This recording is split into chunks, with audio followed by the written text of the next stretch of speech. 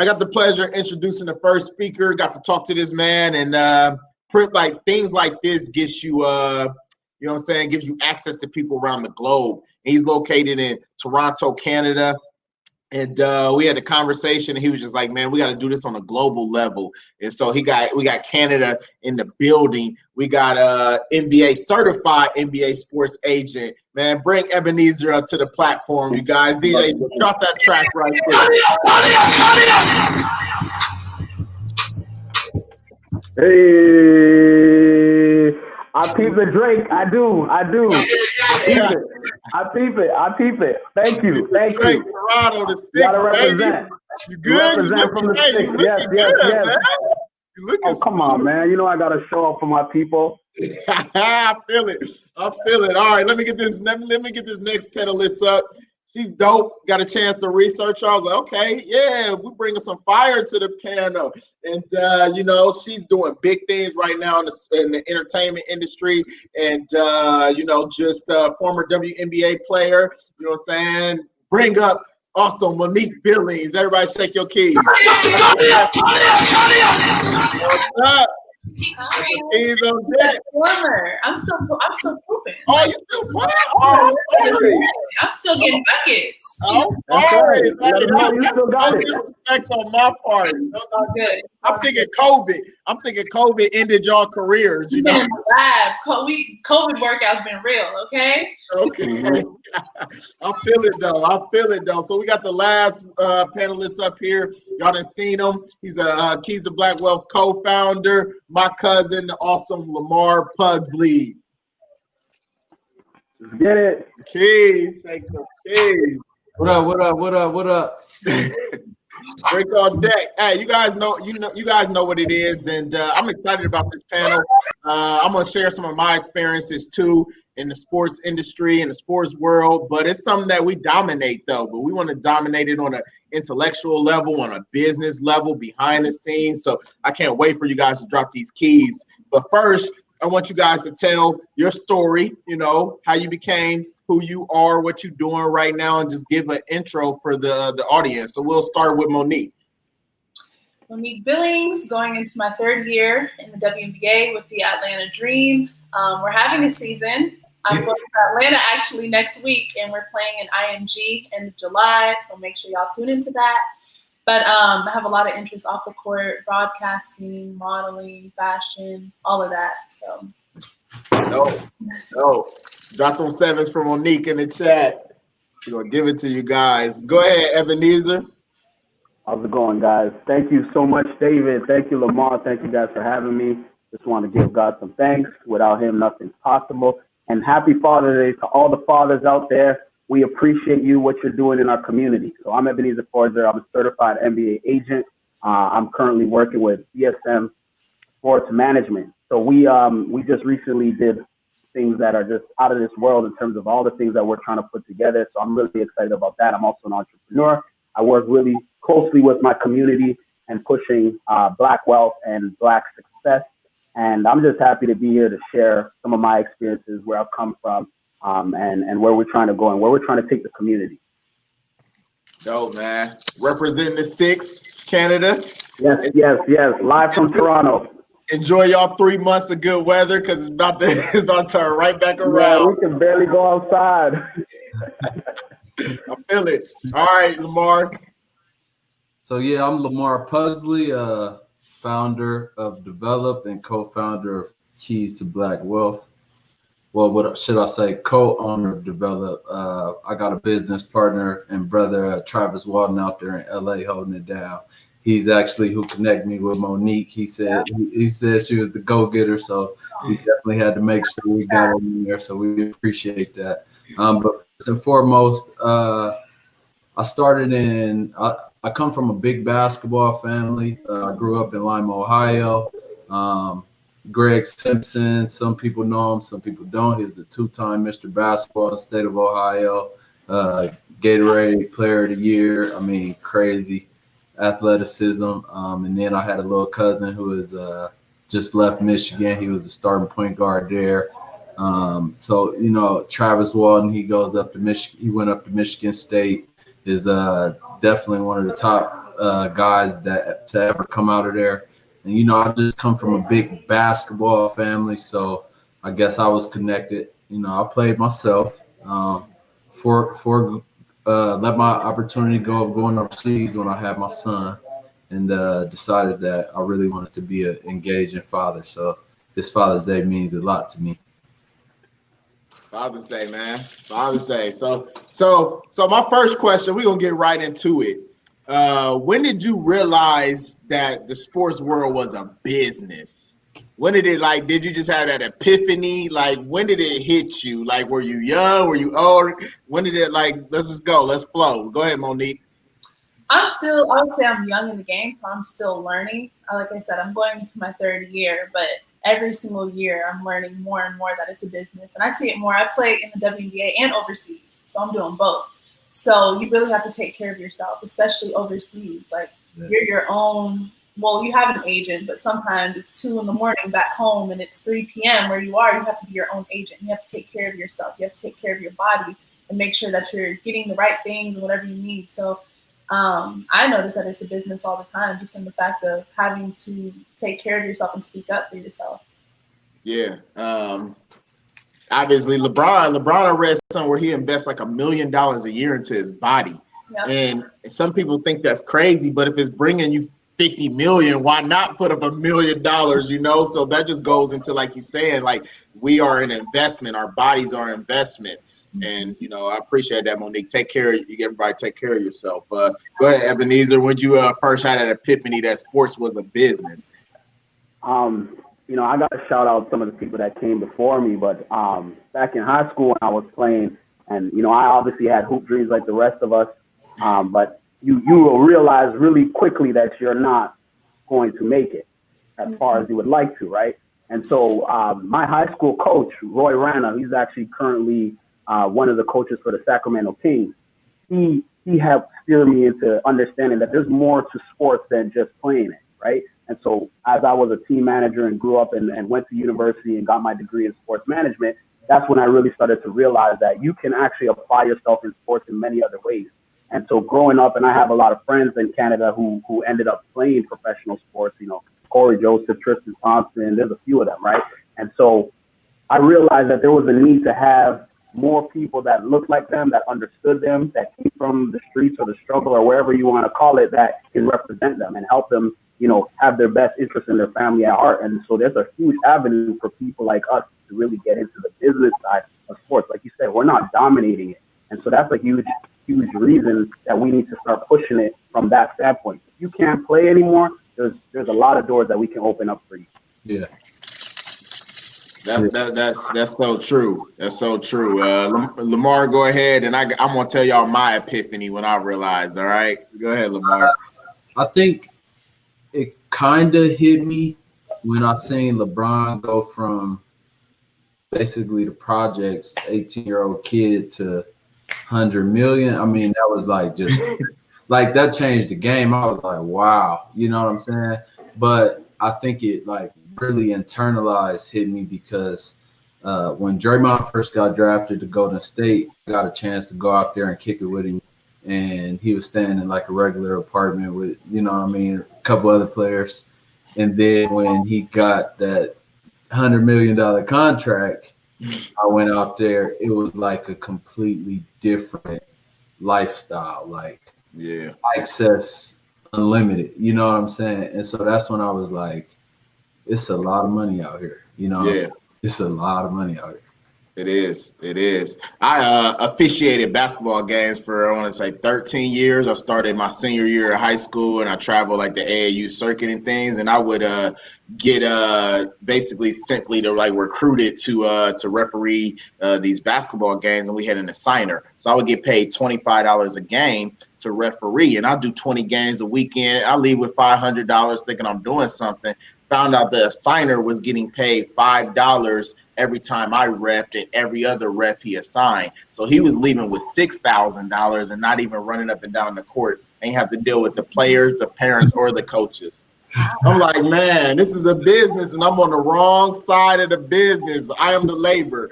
You know what I'm saying? So that's what I realized, definitely realized that. So I'm gonna get specific questions to your industries. I'll start with you this time, Ebenezer.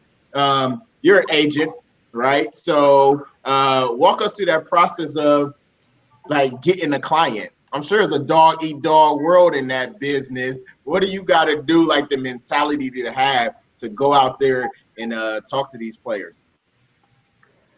Thank you for that question. I think it's really about being authentic and being true to who you are. At the end of the day, it's like selling anything. You know, you just gotta stand by your product, right? Know what you do, put in that work, right? You know, they say 10,000 hours of mastery, right? So you got to put in that time. Like, you're not going to just show up to a family's living room and think that you're going to just, you know, sell them the dream. Like, you got your young professionals, career, life, the family, the community at heart. You are very responsible for steering that in the right direction. So you got to make sure you do your due diligence. You know what you're doing. You know what you're talking about, and build. Like, we've been building for the last 15 years, right? And so a lot of times you got to understand that what the fruits that you want to manifest, they're not going to be manifested, you know, the next day. You got to put in that work from way long. So that when you get in front of a family, you know, you stand true, you know where your feet stand, you know, you're confident in your abilities. And so you can just speak to what you can do and don't speak to what you cannot do, you know, because you will be held accountable, right? And there's a certain level of responsibility to have. So that's really what it is just being true, understanding that your network equals your net worth, and making sure that you're true in all your interactions, not just with the player, but with the family and the coaches and the trainers and everybody, because it's a network. The basketball community is hella small. So, you know, you think you're going to mistreat somebody or do some bad business over here and it's not going to catch up to you. It will, right? And so your reputation is key.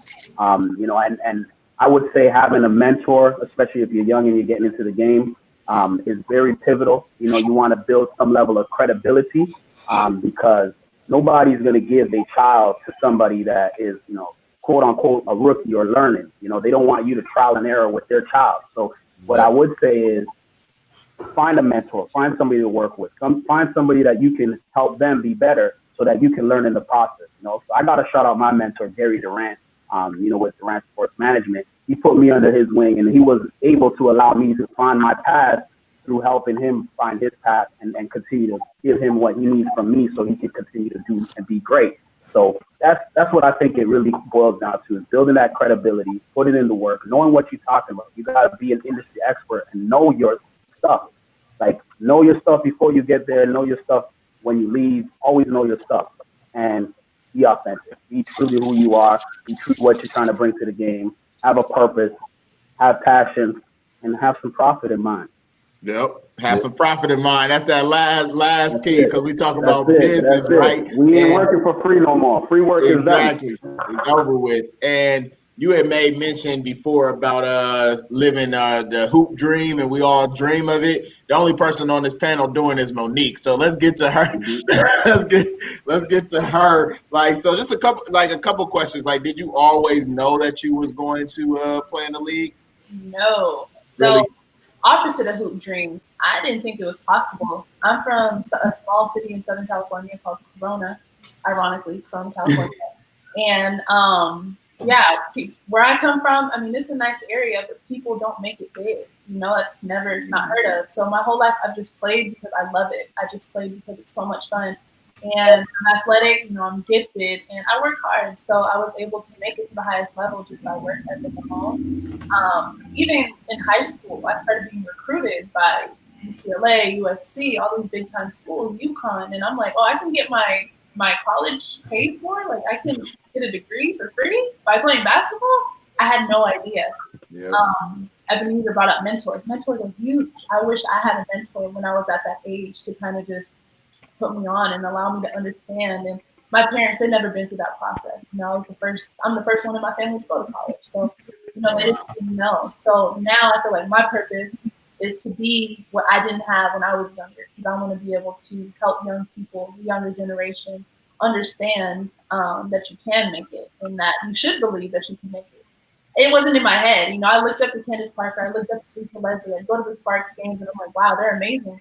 I didn't think I could ever do that. Now the fact that I am, and I see young girls wearing my jerseys and wanting to take pictures with me, it's super humbling. They said when your idols become your rivals, right? When your idols become your rivals, like living the dream. But I want to piggyback off of that really quick because you talked about you work really hard. Yeah. And sometimes they said like if you know the end, if you know like what the result is in your mind, the work is irrelevant at that point. You're just gonna do the work. So just talk about like work ethic because we got a whole bunch of entrepreneurs right here watch it. So what's like work ethic? Because I think it goes hand in hand with sports, obviously being successful. Well, when I was young, my dad told me do what others don't to achieve what others won't, and I live by that every single day. So getting in the gym when you don't feel like it. Really just separating yourself. I've been slept on my whole life. I've been an underdog, so I have to work harder.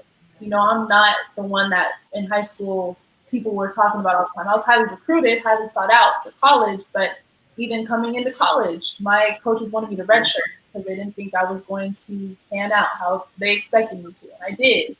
My rookie year, when I got drafted to Atlanta, my coach at the end of season told me, we didn't expect you to play. We thought this was going to be a developmental year for you, and you surpassed our expectations. That right there, I have chills. I don't know. I still have chills again just thinking about when I had that conversation, just because it's like work ethic. A lot of people like just don't put in the work, or maybe don't know how to put in the work. But I feel like that's how I've gotten to where I am today. That's really dope. And Lamar getting into like she's talking about, you know, getting recruited. We've obviously seen like it's so crazy because we see recruiting and other things like we know athletes get recruited, military people get recruited, but then you get into the business world and sometimes like you're a recruiter and people think that's awkward, like that's weird, but it's the same thing in sports. So let's talk about a recruiting standpoint, like getting just even you, I know you work with athletes, getting them ready to be recruited by these big time colleges. Like just talk about from that perspective, getting people ready in that recruitment stage. Yeah, certainly. I think that, you know, what we have to understand, number one, sports and life is like more than people know it or not. It literally like meshes together. Like the principles of sports are the principles of life. It's like crazy. But like recruiting, if you watch how people recruit, you know, a lot of times we obviously know there's those bad coaches. I've been recruited by a coach that literally did everything to get me there and then set back. You know what I mean? So that happens, and it's you have to definitely understand the message that coach is saying to try to understand like where he coming from. You know what I mean? And so that's the same thing with business. Like you see a lot of different posts of people putting up everything like to try to get you to do everything. You know what I mean? And so you definitely need to be dealing with people who are coming with passion, who are coming with authenticity, who are coming, you know, straight real. You know what I mean? And if that's not somebody you can connect with on that point, that's from a coaching standpoint to somebody you might go into business with, then it's not going to work out. And so for me, understanding what that aspect was for sports, it definitely transitioned into business because I move way more stealth. I think about it now. Now it's not like I'm not going for the gimmick. So I'm a calculate what's really going on. You know what I'm saying? And so we have to, you know, we get caught up in that money thing. Like, and money, if we're looking at sports, that's the big school. You see the Nike sign, you like, hey, they got that Nike sign on. Oh, I'm about to get it. Meanwhile, in the back of their head, they're like, we got a practice dummy. But you had this school over here that was a mid-major, and it was Adidas sponsored. You had to grind for it, but it was going to give you an opportunity to look for the pros. In business, people will rather go work for a big corporation and have a thumb on their head than to go grind it out and actually see what can come from that. Yeah. You know, and a seed of blossom. Jalen, the lawyer, was working at Nationwide. She left there, and this is manifested. What if she never left? Yeah. And that's crazy because what's the athlete now that's considering going to a HBCU? It was been all over the news. Mikey Williams. Okay.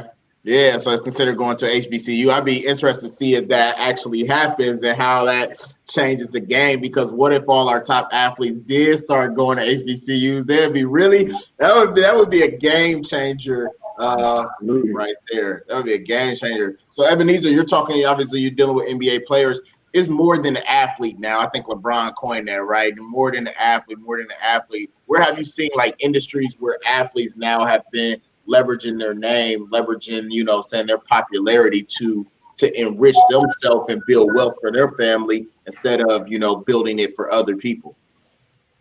Well, obviously, there's a bunch of sports marketing companies that really, they jump on top of athletes. But I think one thing that a lot of athletes need to understand that there's a lot of small market opportunities, right? A lot of local car dealerships, working small dealership deals and stuff like that. There's a lot of small Black businesses. You can go to a tax office and kind of put together a promotion where they can get more people doing their taxes, right? So there's a lot of small opportunities that aren't necessarily a big shoe deal that, some of the smaller market athletes can actually tap into within their markets, right? A lot of community stuff is also very, very important, but there's a lot of doors open there, right? So a lot of NGOs and nonprofit organizations, you can always tap in with them, help build your social brand, help build your personal brand and what you stand for in terms of, getting together with, let's say, like a We Play Sports or something like that, right? Right to Play. There's a lot of different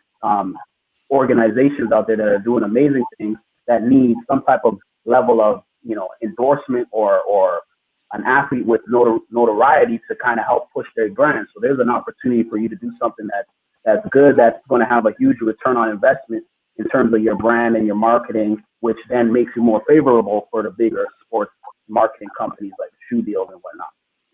Yeah, it's like leveraging your image, leveraging your brand. Like it's kind of crazy. What do y'all all think about, the NCAA now saying that you can actually make money on your likeness now? I guess I'm not paying you, but now I'm actually allowing you to use your face and your name, which is a silly thing to even think about. I was just about to speak. Like, I think that we have to get over the understanding, like, we in a new age. This is the digital age. Yeah. And you can see kids are making millions of dollars off of YouTube, posting their own content. And the best thing you can do if you have a child athlete is start gearing him for that, because now that they switching this stuff, you can teach your kid how to be an entrepreneur and make money on his brand right now. Like, they're recruiting. I got a kid that I train in Toledo, Ohio. He's #1 in the nation, and Bowling Green has already offered him a scholarship. His name is Jerry Easter. The kid got 30,000 followers on Instagram, and it's like going crazy. And so it's in preparation. I'm already prepping him mentally, about his brand, like just blowing your brand up. What are you doing in the community? How are you presenting yourself? What are you posting on social media? So you got to be like willing to like literally sink in and realize that your kid, you are the business. Your child, his image, y'all have to be a production team. Y'all have to be the management team. You have to make sure that it's the publicist. Everything is going the right track, because you can monetize that now. And that's the new age. Yep. What about you, Monique? Like, as far as like what you feel about the NCAA coming out saying that athletes can make money on their likeness? I mean, it's about time. I wish I could go 4 years back, because I have a few situations where I'd get called up to compliance's office, and they're like, "Oh, you can't post this. You can't say that you like this because it goes against the rules or whatever." I almost got deemed as ineligible. We had a big game coming up one weekend, and I almost got deemed as ineligible because I wore a shirt and it said like Black athlete, and I said in my caption like proud to be. I got called up to the office, and they're like, they technically said I can have an opinion, so that's why it ended up being good, but I couldn't promote that company. It was a mess. So I'm happy for these young athletes. And like Lamar was saying, they have big platforms. Some of these young kids have like 400,000 followers. I'm like, what are y'all doing? But that's cool. That's cool. That they're able to have good mentors and have people teach them how to build themselves and really use their business. It's a game changer. It's a game changer. Sticking with you on the whole issue of, I saw that with the WNBA, it's always we have the racial pay gap, and then you got, the gender pay gap as well, though. So how do you just feel about, that whole topic of, especially, you do the statistics, Black women and their pay gap just all over multiple industries. So I'd love to just hear a couple of your topic feedback on that. Well, a lot of people will compare the WNBA to the NBA. It's like, you can't compare it. It's two different leagues. We're such a much younger league than the NBA. So it's like, we are not saying that we want to be paid like NBA players. I mean, that would be great, but we're being realistic and we just want to be paid what we feel like we deserve. And I feel like we're making the right steps with the new CBA that had come out earlier this year. And that kind of got affected, obviously, because of COVID and the adjustments that are having to be made with our season of 22 games. So it's a little different now, but still the fact that they're hearing us, they're trying, and I just feel like we're going in the right direction. Like, I look back 20 years ago when the league started, I don't even know if the women were being paid. They haven't been playing because they enjoyed playing. It's like, those are pioneers for me to be able to be where I'm at today. So it's like, I want to be a pioneer for someone in 20 years who can maybe make $1 million. You never know. So I definitely think there's hope. And I think it also comes with support. Once we have more support, more people coming to the game, more people acknowledging women in sports in general, and just seeing us for who we are and not comparing us to men, and just understanding that it's two different leagues. Same two different leagues. I think once that happens, that you can just keep increasing in all areas. I like that right there. Dropped on sevens in the chat. So Ebenezer, I know you a serial entrepreneur, man. Like, so you about the bag. So just talk to the people, the entrepreneurs in the chat. Just some of your endeavors and what do you see in the entrepreneurial world. Obviously, you're global with it too. So just talk about that. Well, I think when it comes to sports and athletes, being an entrepreneur is very pivotal. It's very important to leverage your personal brand, some of your interests, right? So, speaking to a lot of the women in sports and touching on the pay inequities that we see, I think a key thing is being able to understand that you can create for yourself. You can create your own table. If you're not getting a seat at that table, create your own table. You know what I mean? So register a business, start a business, get into tech, start investing into tech. There's more than enough opportunities where your expertise in whatever it might be a sports app, where you as a female or a male sports person who's not really getting the pay equity that you deserve, you can bridge that gap, So, and I believe firmly that, as Black people, we need to take a lot more into our own hands. We are more than capable. So we need to start doing things like that and really building our own selves up. And from a financial standpoint, we don't have to wait for somebody to give us a handout or tell us that we deserve something. We can create it on our own. Start registering your own business. What you into? Start up a business. Get yourself acclimated with learning how to make money in multiple streams. So I started up a sport management company when I was, I think, just out of college. I think 24 years old, right? And so I must have at least put up at least $40,000 worth of capital to get that going, right? But don't be afraid to do that. You got to understand that you're going to do a lot of things that you don't want to do so you can do the things that you want to do, right? So I had worked every job under the sun. You name it, I did it, right? Because I knew where my goal and my focus was. And I knew that I had to put in the time doing other things to build that. I did security, I bartended, I cleaned, I wiped toilets. Like, I did it all, right? A lot of people will say that they're willing to do whatever it takes to get to their dreams. But the reality of that is like, are you willing to do, that side hustle? Are you willing to take 4 other jobs so that you can kind of build your business that you're trying to build? Are you willing to work under somebody and wait for your turn, And so I think that's very key, is understanding that delayed gratification is very important. Your time will come. Keep working, keep hustling, and you'll have your time. But are you going to be ready when your opportunity comes? Are you going to be ready when your opportunity comes, though? And in this book, Think and Grow Rich, A Black Choice, it talks about having faith, though, after you prepared. So you could be like, oh, I'm gonna have faith, I'm gonna hit this three. But if you ain't you ain't been practicing that three, you can have all the faith in the world. Everybody asking God, like, what's up? Like, nah, you gotta be prepared first, though. And Lamar, I want to throw this question to you because we see so many people in our neighborhoods and still trying to live that hoop dream. You know, it's like you can realize like I'm not gonna make it, you know, and then you might even did a stint overseas for a year or two. But how do you transition and find a way to make money around basketball, even though you're not playing basketball? That's sweet. So because we're in this new age, again, I'll reiterate, because we're in this new age, it has opened up and has brought light to so many different industries in basketball. So for me, I was a player. I was one of them guys that, like, I mean, right now, I don't care who it is. Like Dre will tell you, like, I don't care who it is. We just gonna play. We gonna go at it. Monique, we gonna go at it. You know what I'm saying? But it's that competitor. I put my money on Monique. I'm proud, brother. I put my money on Monique. I'm gonna go with Monique too. Hey, I'll be out in Cali soon. We gonna get that. So, but you know what I mean? Like for me, what and how I guess I had to look at it, like I had a conversation. Mav Carter was he was like, what you do? And I was like, I'm a trainer. And he was like, what else you do? And I was like, I'm a trainer. He was like, oh, bro, you got to be more than that. Like, it's a different game.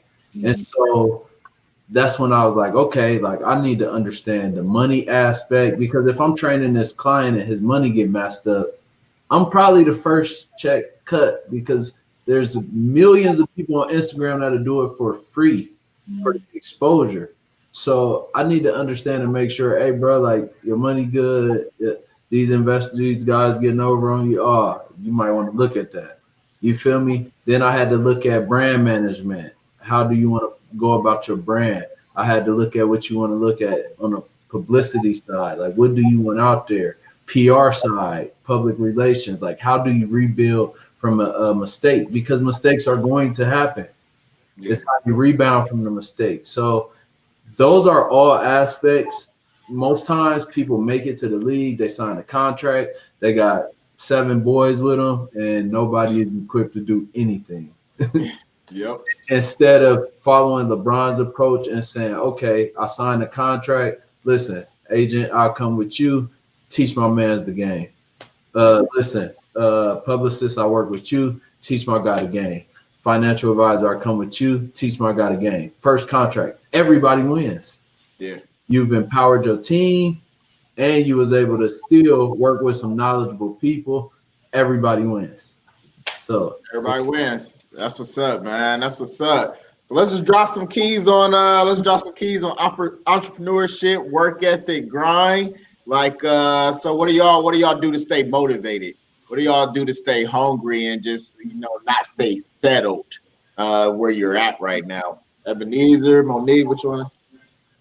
I mean, I'm inspired by greatness. So when I see people doing great things, when I watch the Jordan documentary, when I see women in my league, women in the WNBA who are balling, I'm like, why not?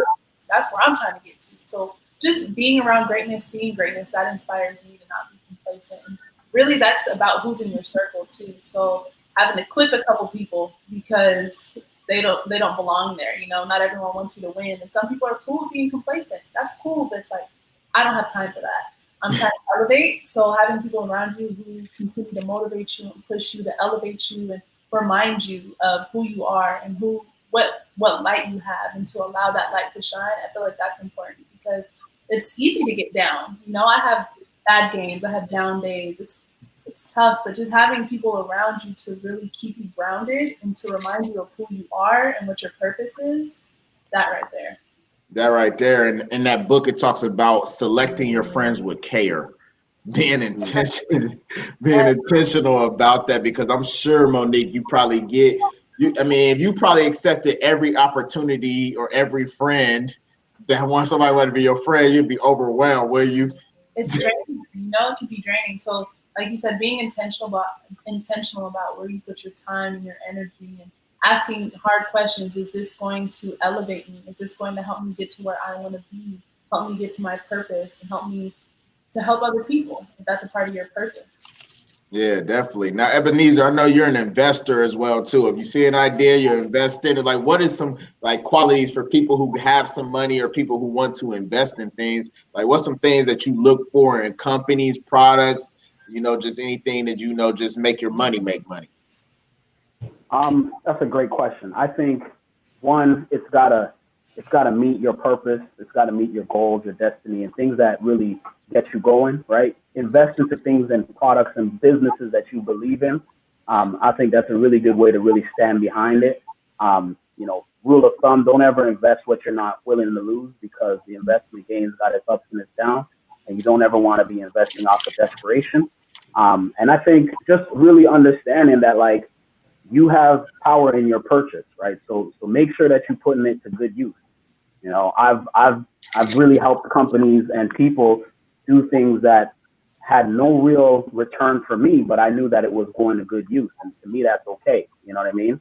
So I think it's just important for you to understand exactly what your passion is, what your purpose is, what really drives you, and find companies and businesses that you can invest in that meet those needs and meet your values. I think that's a real important key to investing. And most importantly, man, invest in yourself. Like, that part. You gotta bet on yourself. My boy Freddie Van Vliet, man, gotta invest in yourself. Bet on yourself, man. Do your biggest investment. Breathe, meditate, have a vision board, put down your goals, set where you want to be, put it together a plan. 1 year, 6 months, 3 months. Where you want to be in 3 years, 5 years. Put that together. Monique mentioned having mentors and people who will hold you accountable. Have some accountability people in your life. Have a strong support system so they can hold you accountable to the things that you say you want to do, and making sure that you're doing it. I'm going to shout out to Lamont. I got my mentor, David. I got my man, Mike Duke. And so I shout those people out, because without them keeping me on track, it's very easy to lose focus. You see things going on here. This guy's doing that. This girl's doing this. But you got to stay on route with what you're supposed to be doing. The world needs what you came into this world to produce. Exactly. Can't be checking for other people and everybody else.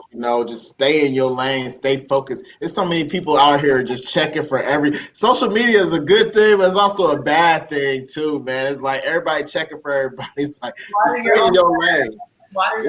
Yep.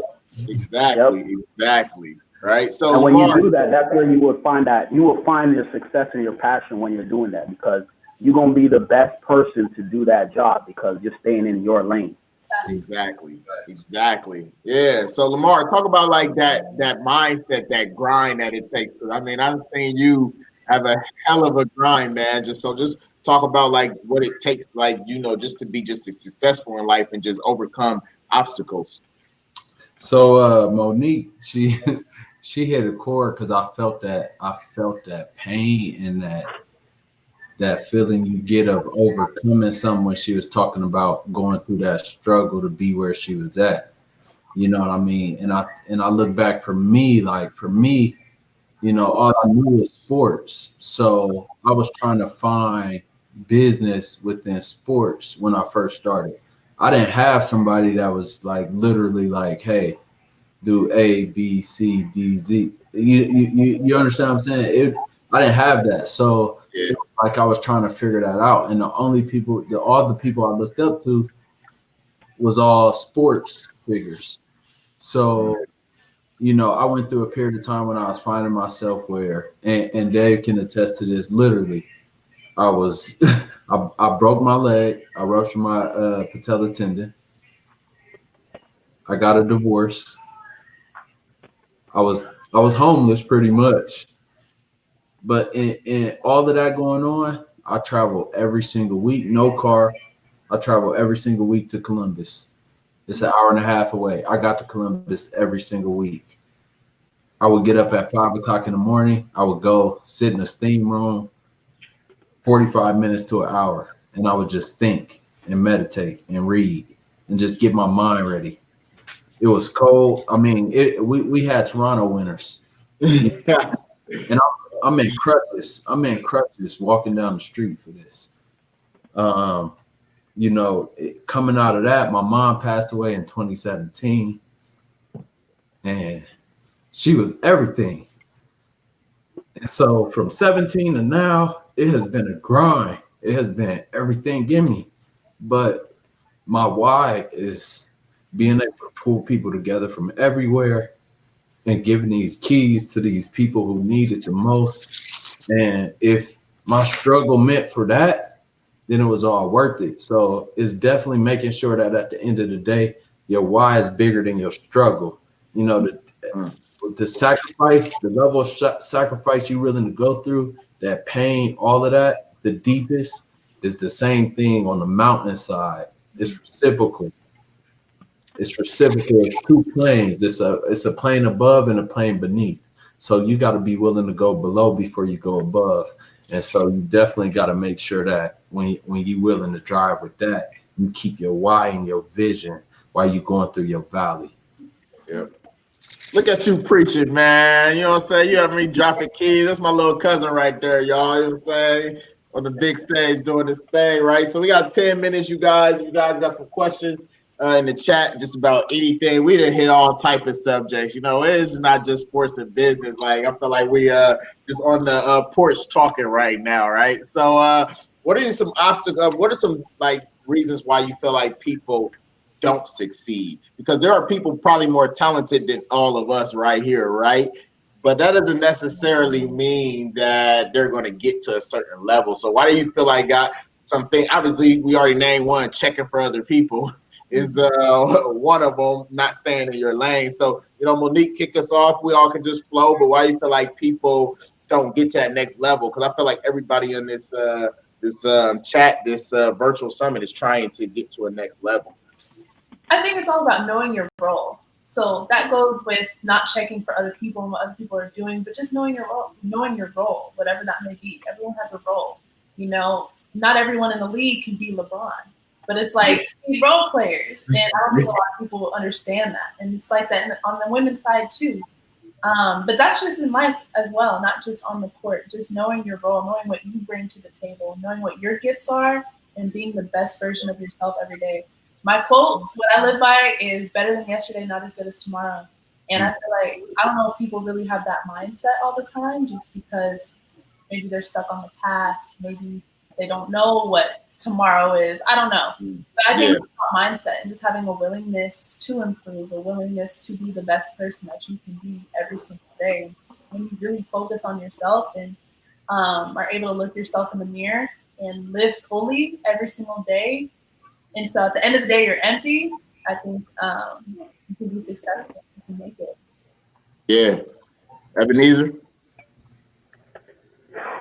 Man, I mean, I deal with it a lot because you get a lot of young athletes that have hoop dreams, but not everybody makes it, and that's just the reality, right? And I think it really does stem from understanding who you are, what your worth is, what you're passionate about is, and making sure that you stay true to that. Because, a lot of times we trying to do stuff because our parents want us to, because our friends doing it. And if you don't got that passion to wake up every day and enjoy the grind and really get to this bag, it's going to be hard for you to get to that level of success, because as Monique knows, there's 10,000 other athletes waiting to have that same job that you got.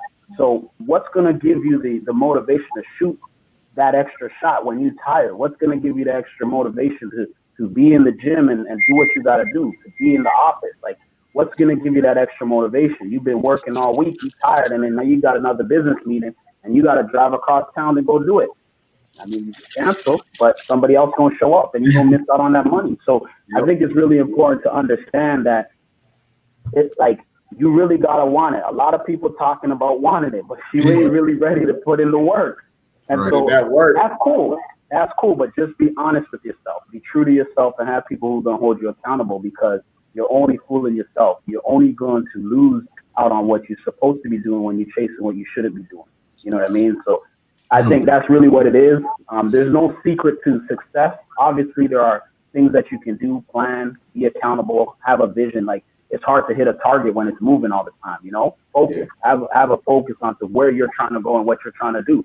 You can't actually get to point B when you don't even know what point B is, you know? So I think that a lot of times you just got to kind of sit down with yourself, understand where you're trying to go, what you're trying to do, and just do it. Be accountable, get it done, and that's that. Like, period. Just do it. Get it done. Period with a T at the end. Period. With a capital I don't T. know. I just be seeing people say that. I don't know. So I think we're gonna have a guest come up and ask Lamar a question real quick. Hey, what's good? What's good? I just want to commend everybody that's being a participant in this. First things first, I want to show off this, y'all. Hey, what about my swag? Hey. All right, question for you, Brother Lamar. This is one good question. I want to ask you, sir, hearing all the trials and obstacles that you went through, what do you consider your source that have continued to make you, just like see it through?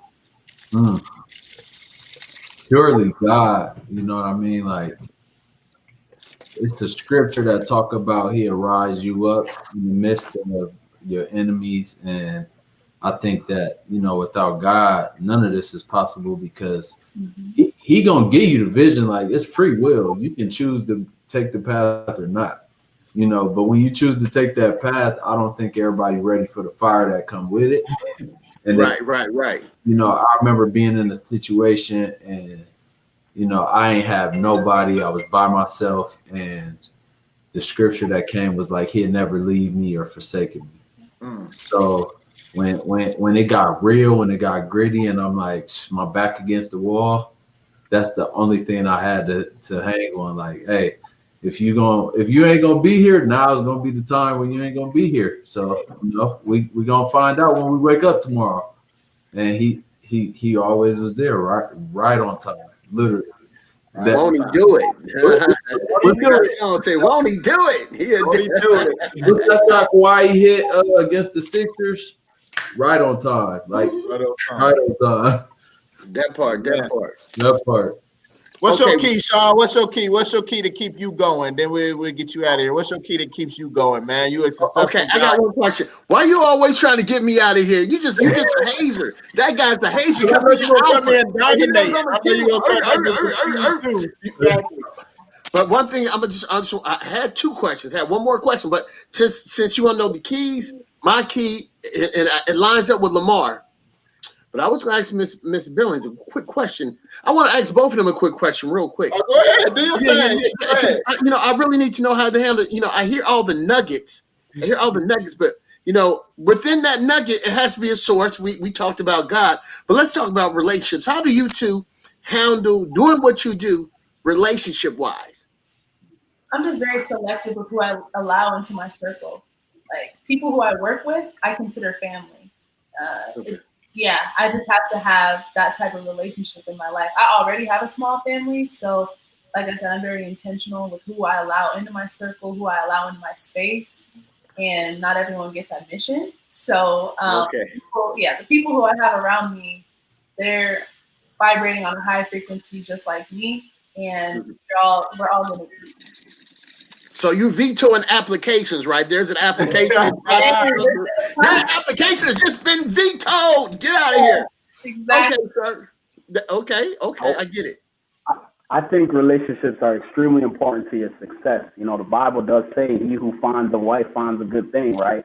And so we're supposed to have the vision as men, and whether it's a spouse or a partner or whatever it might be for you, you have that person who's going to help support that, and vice versa, right? And so I think it is very important when it comes to relationships, because, there's a reason why when you marry, God forbid you get a divorce, why they get 50%, because there is a lot of intangibles that go into becoming who you are, right? There's a lot of, emotional equity that they put in. There's a lot of financial equity. Yes, indeed. Thanks. I got you on mute. You muted yourself. Yeah, they got a job or something that they could have took, but they took a pay cut so that you can propel at that point in time in your life. So I think it's really important like Monique mentioned, to be selective with who you picking and who you bringing in your circle. That person plays a very important role to your success, and appreciate that. Lean on them. It's okay. Just make sure that you pick the right person so you can be vulnerable and make sure that you give what you need to get what you need. You know what I mean? Outside of that, having business relationships, friendships, they're all key and important, but you got to know, where and how much time to put into each of them. Right. And most importantly, have a relationship with yourself. Like, start right there. Start right there. That relationship with yourself. That part. And before he gets me out of here, Lamar, your cousin or something, everybody that's on that staff of Keys of Black, they're all hazers. So I mean, they will haze you to no end, America, and they will not give no. Hey, we about excellence over here, man. Okay, about excellence. But my golden nugget, I just want to convey to some, present to others. It's very simple. Keep God first and stay sucker free. Now you can get me out of here. Keep God first and stay sucker free. Hey, I love that. I love that. On that note, I'm dropping the keys. My man Sean Ross forecasting. We got Ray J and his dad Willie Norwood up next, you guys. So it's gonna be a fun. And we got Master P and Romeo following that. So hey, we got a couple dope segments up.